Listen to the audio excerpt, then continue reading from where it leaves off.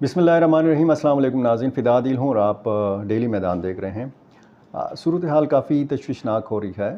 बलूचिस्तान के वाक़यात को आप देखें, खैबर पख्तूनख्वा की सूरत हाल को आप देख लें तो कोई यकसुई नज़र नहीं आ रही।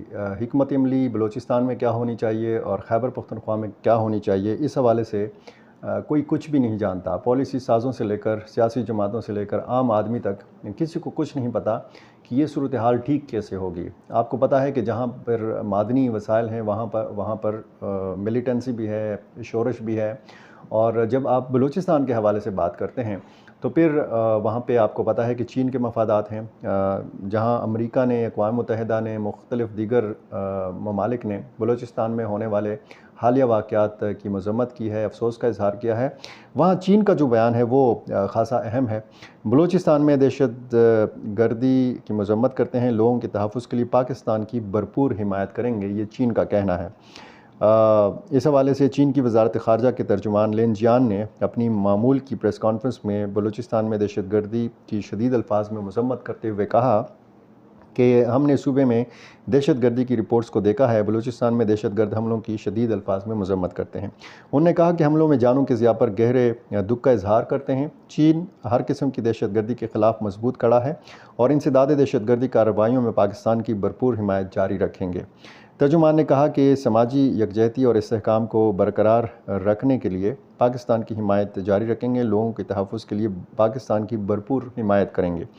उनका कहना था कि चीन पाकिस्तान के साथ सिक्योरिटी ताउन को मज़ीद बढ़ाने और पाकिस्तान के साथ ख़ित्ते में अमन और सलामती के मुश्तरका तहफ़्फ़ुज़ के लिए तैयार है। आपको पता है कि मूसा खेल में बलूचिस्तान में क्या हुआ। 23 उन अफराद को सिर्फ़ इस बुनियाद पर शहीद किया गया कि उनका ताल्लुक़ पंजाब के मुख्तलिफ़ इलाकों से था, पंजाब के साथ था। और इस तरह 10 मुख्तलिफ़ अज़ला में ऐसी कार्रवाइयाँ हुई। सिब्बी, पसनी, लसपेला, मस्तूंग, पेशीन।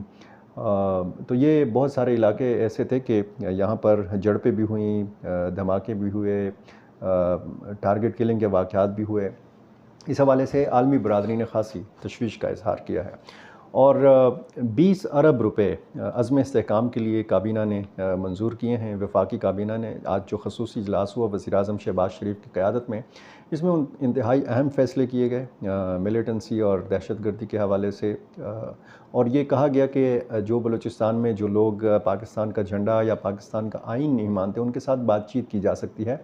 यानी इशारा ये था वज़ीर-ए-आज़म शहबाज शरीफ का कि जो नाराज़ बलोच हैं उनको बातचीत के ज़रिए आमादा किया जा सकता है। लेकिन अगर कोई मुल्क दुश्मनी पर उतर आया है, मुल्क दुश्मनी से मिला हुआ है, मुल्क दुश्मनों के साथ साज़-बाज़ करके साजिश कर रहा है या पाकिस्तान को अदम इस्तेहकाम से दो चार करने की कोशिश कर रहा है, उनके लिए कोई रियायत नहीं है, उनके लिए कोई माफ़ी नहीं है। उनको ज़ाहिर है कि आहनी हाथों से निपटा जाएगा, ये वज़ीर-ए-आज़म शहबाज शरीफ का कहना था। जो इस वक्त सूरत हाल पैदा हुई है, हम ये देख रहे हैं कि मुख्तलिफ़ अतराफ़ से पाकिस्तान पर हमले हो रहे हैं। और जब आप पाकिस्तान के मुख्तलिफ़ इलाकों में देखते हैं तो कुछ हफ़्तों में जो कार्रवाइयाँ हुई हैं तीरा में, इस हवाले से ISPR ने बाकायदा एक बयान जारी किया है। और कुछ दिनों में तकरीबन 25 मिलिटेंट्स को मारे जाने के हवाले से बयान दिया गया है और इसमें 4 सिक्योरिटी एहलकारों की शहादत के हवाले से भी ISPR ने बताया है। वादी तीरा आपको पता है कि अफ़गानिस्तान से बिल्कुल मुत्तसिल है और अफ़गानिस्तान की सरहद के साथ मुत्तसिल जो इलाके हैं, यहाँ पे बहुत ज़्यादा शोरश है। और इसी हवाले से फिर पाकिस्तान का इल्ज़ाम होता है अफ़गान सरज़मीन के हवाले से कि अफ़गान सरज़मीन पाकिस्तान के ख़िलाफ़ हमलों में इस्तेमाल हो रही है। अगर आप खैबर पख्तूनख्वा में देखें तो यहाँ पर ज़्यादातर हमले जो हैं ये TTP की तरफ से और दाइश खुरासान की तरफ से किए जाते हैं, ज़िम्मेदारी भी कबूल की जाती है। बलूचिस्तान का केस थोड़ा सा मुख्तलिफ है। यहाँ पर मिलिटेंसी भी है और यहाँ पर अलहदगी पसंद तहरीकें भी काम कर रही हैं। BLA ने जैसे एक दिन में मुख्तलिफ़ कार्रवाइयों की ज़िम्मेदारी कबूल की है। तो इन दो मुख्तलिफ़ हिकमत अमलियों के साथ कैसे निपटा जाए, कैसे ये हिकमत अमली बनाई जाए, बलूचिस्तान के साथ कैसा निपटा जाए, खैबर पख्तूनख्वा की सूरत हाल के साथ कैसे निपटा जाए, तो ये यकसुई चाहता है। सियासी जमातें यकसू नहीं हैं। वफाकी हुकूमत अगर एक फ़ैसला करती है तो फिर सूबाई हुकूमतों का एक दूसरा फ़ैसला होता है। ख़ुसूसन खैबर पख्तूनख्वा हुकूमत के हवाले से अगर आप बात करें तो यहाँ पर तहरीक इंसाफ की हुकूमत है, वफाक में मुस्लिम लीग नून की या उनके इत्तेहादियों की हुकूमत है। عزم استحکام کے حوالے سے بھی جب ایک فیصلہ کیا گیا تو اس میں صوبائی حکومت نے، خیبر پختونخوا حکومت نے بالکل واشکاف انداز میں نہ کہہ دیا تھا کہ جی ہم کسی قسم کا آپریشن نہیں ہونے دیں گے۔ اسی طرح جو بلوچستان سے یا خیبر پختونخوا بیسڈ جو سیاسی جماعتیں ہیں انہوں نے بھی کہہ دیا تھا کہ ہمیں کوئی کسی قسم کا آپریشن قابل قبول نہیں ہے۔ اب امن مارچ کے نام پر جب ہزاروں یا لاکھوں لوگ سڑک پر نکلتے ہیں اور وہ مطالبہ کرتے ہیں کہ ہمیں امن چاہیے اور ہمیں آپریشن قبول نہیں ہے، تو پھر یہاں پر بھی کوئی واضح انداز میں کوئی حکمت عملی کسی کے پاس نہیں ہے۔ اگر امن بھی چاہیے اور آپریشن بھی نہیں چاہیے تو یہ پھر کس قسم کی کارروائی ہو سکتی ہے؟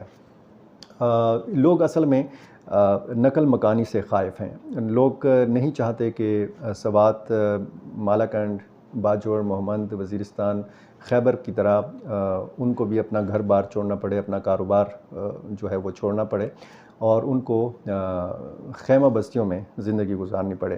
تو ظاہر ہے کہ لوگ تنگ ہیں، ملیٹنسی سے تنگ ہیں، بدامنی سے تنگ ہیں، لوگ اپنا کاروبار چاہتے ہیں، ایک پرامن فضا میں ترقی چاہتے ہیں، اور لیکن صورتحال یہ ہے کہ جو دن بدن ہم دیکھ رہے ہیں کہ کنٹرول سے باہر ہو رہی ہے۔ وزیر داخلہ محسن نقوی کہتے ہیں کہ وہ قوم کو ایک قسم کا دلاسا دے رہے تھے کہ دہشت گردی اتنا بڑا مسئلہ نہیں ہے بلوچستان میں، یہ جو دہشت گردی ہے یہ ایک ایس ایچ او کی مار ہے، یعنی تھانے کا جو ایک سربراہ ہوتا ہے یہ اگر فعال کردار ادا کرے تو اس دہشت گردی کا خاتمہ کیا جا سکتا ہے۔ اس بیان سے آپ حکومت کی سنجیدگی کا بھی اندازہ لگا سکتے ہیں کہ حکومت کس قدر اس معاملے میں سنجیدہ ہے۔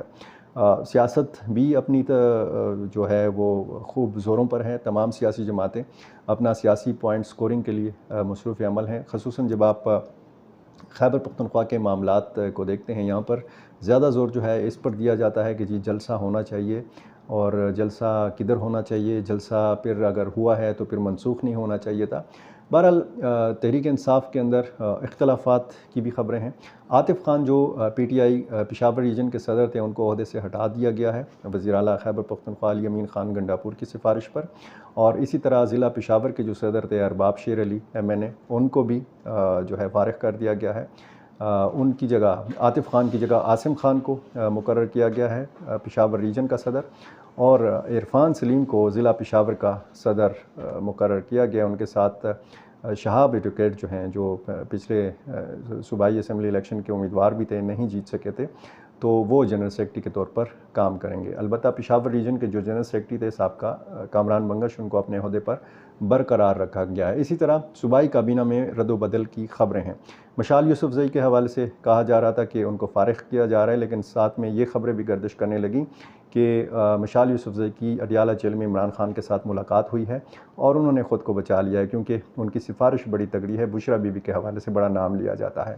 اور وزیر صحت قاسم علی شاہ کے حوالے سے کہا جا رہا ہے کہ ان کو وزارت صحت ان سے لی جا رہی ہے اور سماجی بہبود کا محکمہ ان کے حوالے کیا جا رہا ہے۔ اسی طرح احتشام علی کے حوالے سے کہا جا رہا ہے کہ ان کو معاون خصوصی برائے صحت بنایا جا سکتا ہے۔ سہیل آفریدی کا نام لیا جا رہا ہے، اور اسی طرح جو ہے بہت سارے دوسرے ایسے نام ہیں، نئے لوگ ہیں، نئے منتخب ہوئے ہیں، لوگ ہاتھ پاؤں مار رہے ہیں۔ دیکھنا اب یہ ہے کہ علی امین خان گنڈاپور کی حکومت جو ہے آنے والے دنوں میں ڈگمگاتی ہے یا آنے والے دنوں میں مزید مضبوط ہوتی ہے۔ بہت شکریہ۔